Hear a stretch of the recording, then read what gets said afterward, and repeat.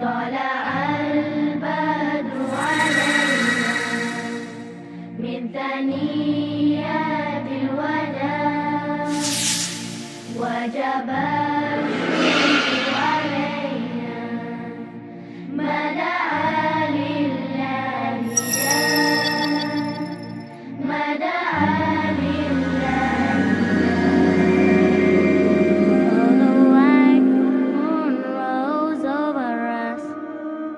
from the valley of Wada, and we owe it to show gratefulness, where the call is to Allah, where the call is to Allah. And I'm sure probably some of you have heard this story before, so I apologise.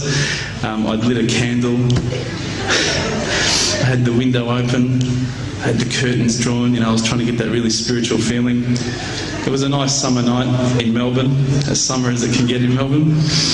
And I was sitting there thinking, this is it, this is the night.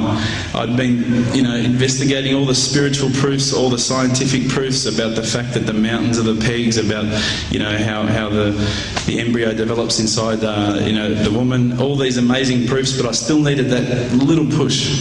It's like I was on the edge of a cliff, I was ready to jump, I just needed a push. So I was sitting there, it was very quiet. I was reading Quran, I stopped. I said, Allah, this is my moment. This is the time I'm about to jump into Islam. All I need is just a sign. Just a little sign, nothing huge, maybe a bolt of lightning. Maybe half the house could fall down or something, just small. It's small for you, man. You created the earth, come on. So I sat there. I was waiting for the candle to start gliding up to 4 metres high like in the movies.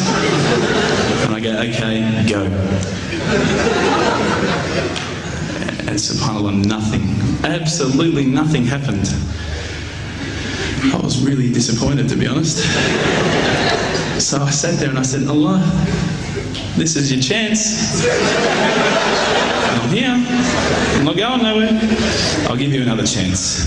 Okay, maybe you're busy. I know it's daytime over the other side of the world. There's a whole lot of stuff going on.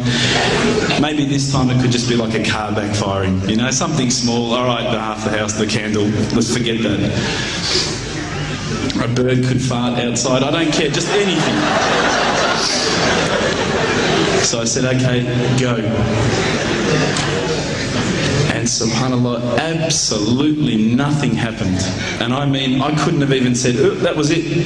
That creep just then in the wall, that was it. Absolutely nothing happened. I was really disappointed. I was gutted. I was sitting there thinking, this is it, this was my last chance, Islam, and I haven't found it. I pulled back the Quran, I turned back to where I was reading. SubhanAllah, the very next verse on the next page, for those of you who ask for signs, have we not shown you enough already? Look around you, look at the stars, look at the sun, look at water. These are the signs for the people of knowledge. SubhanAllah.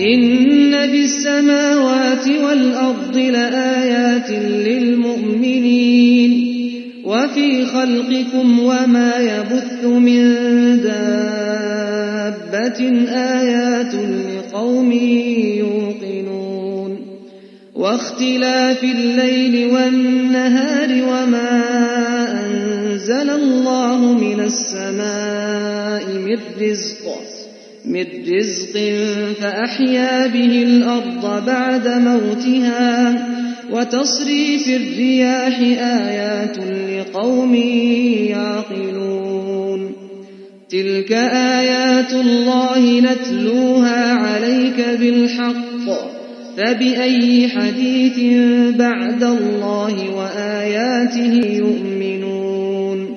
Oh, the white moon rose over us from the valley.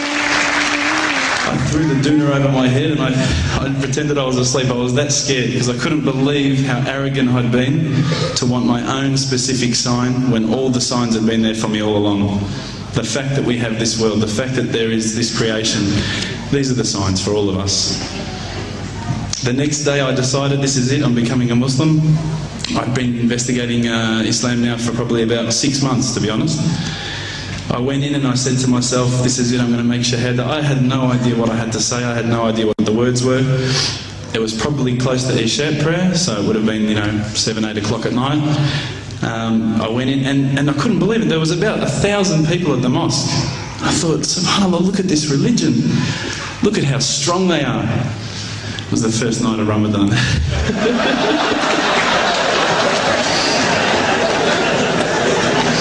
Ramadan Muslims.